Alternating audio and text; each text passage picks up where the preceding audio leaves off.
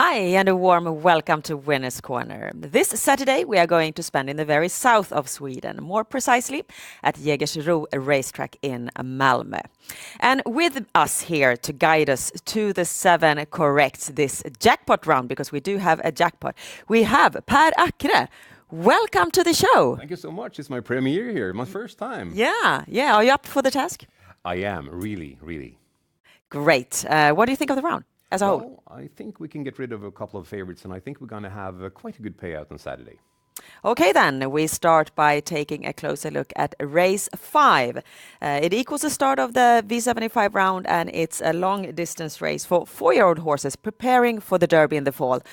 What can you tell us about this race? Well, as you mentioned, it is a Derby trial, and we got to see the best 4-year-olds coming out now, and it's tickling. It's fantastic. I think I got a winner here in the number 1, Haramboko. We saw Haramboko just the last time out here for Connie Lugauer, and you see how easily he's taking a lead from number 5 here.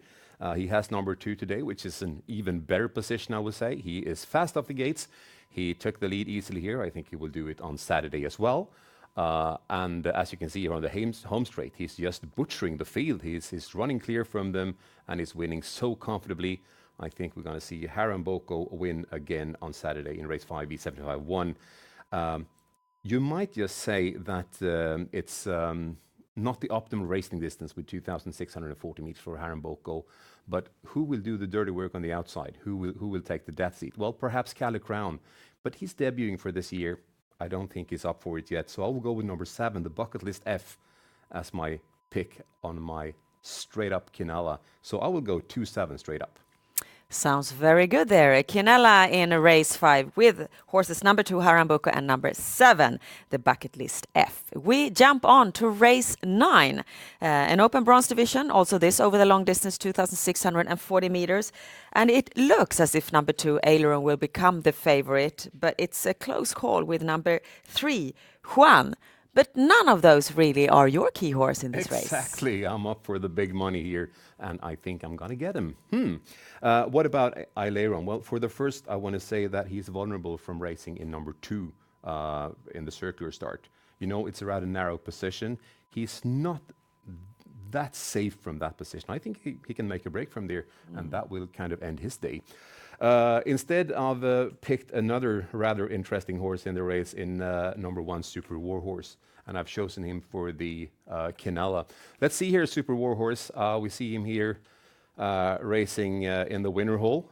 It's Johan Untersteiner winning the race with a very good horse.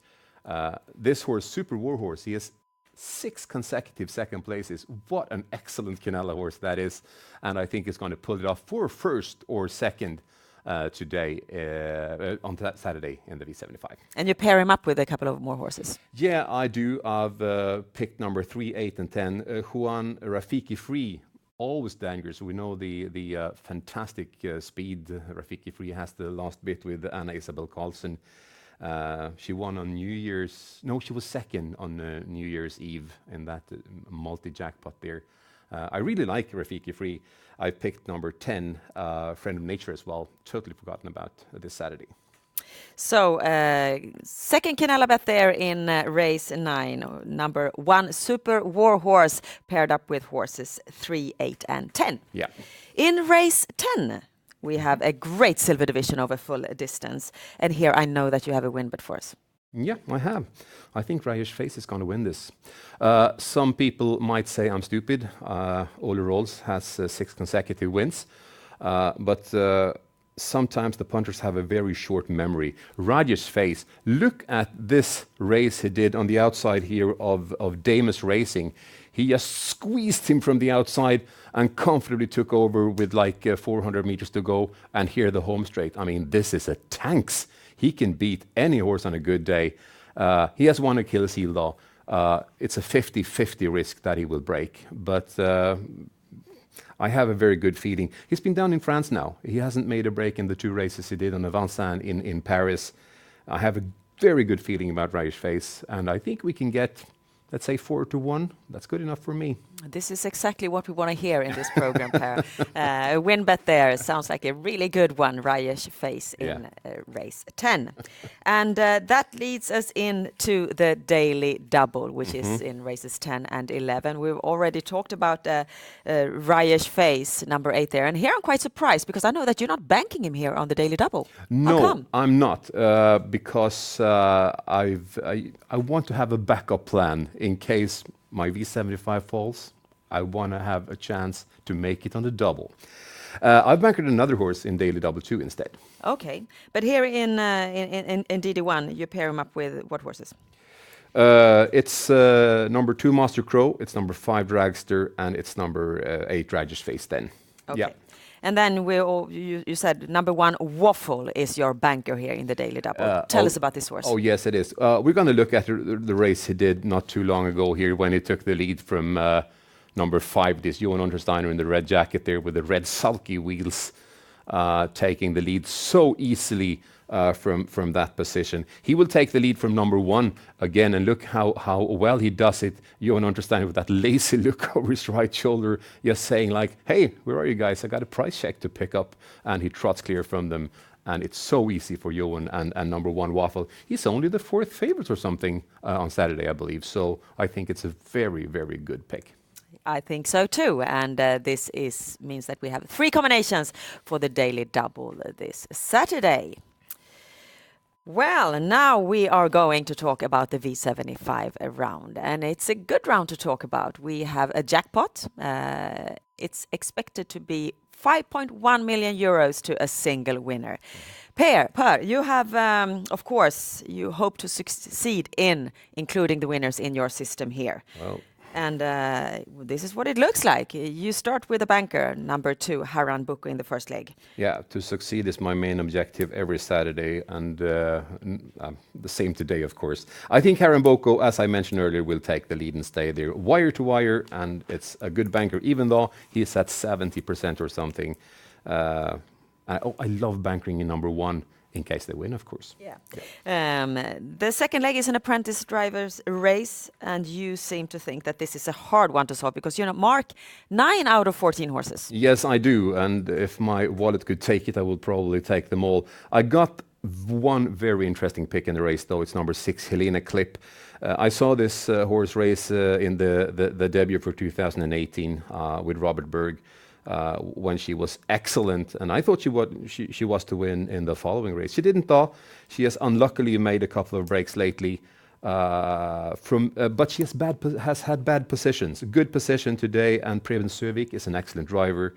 I think Helena Clip is only on 6%. Okay, then we move on to the third leg. It's the gold division. It's also equals the third qualifying heat for the Olympic trot final that we have in a couple of weeks down at Åby. Number 7, Harry Haythrow, has been scratched, so there's only 7 horses left in the field, and you mark 3 of them. Yeah, number 1 Gyro, number 2 Dante Bocco, and number 6 Day or Night In. Day or Night In will probably win the race. He debuted on 1:09.6, the fastest time this year.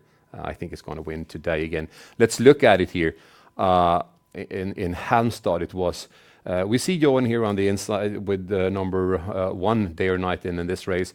He is losing the lead to Harry Haythrow. That is a documented very fast goer. But here he gets the race room and he wins so easily. And the horse, I mean, look at the exterior. It's an absolutely beautiful horse.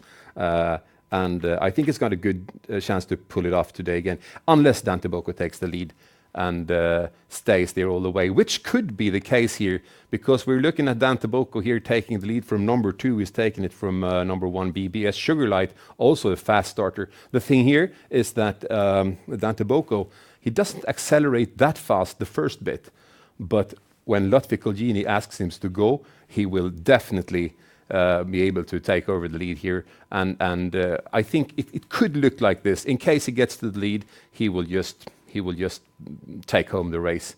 So Dante Bocco is a very early pick, of course, in the third leg. The fourth leg, Class 2 race. 4 horses are clearly more trusted than the rest of the field, and those are the horses you include on your system. Any comment on that? No, I think it's enough. The fifth leg we've already been through, and you use number 1 Super Horse as a Canella bunker in your Canella, but here you are obviously not safe unless you mark half the field. Exactly. And then we've already been through both of your bankers here in the sixth leg, number 8 Raish Face, and then finally number 1 Waffle in the last leg. Yep. This means that we have 648 combinations for the jackpot V75 system this Saturday at the Jägersro racetrack. Thank you so much, Per, for your efforts. Thank you. And now we just keep holding our thumbs that this will be a success. Of course, you find additional information about Swedish trotting and horse betting at our website, swedishhorseracing.com. And with that, we wish you the best of luck this Saturday. Bye-bye. Good luck.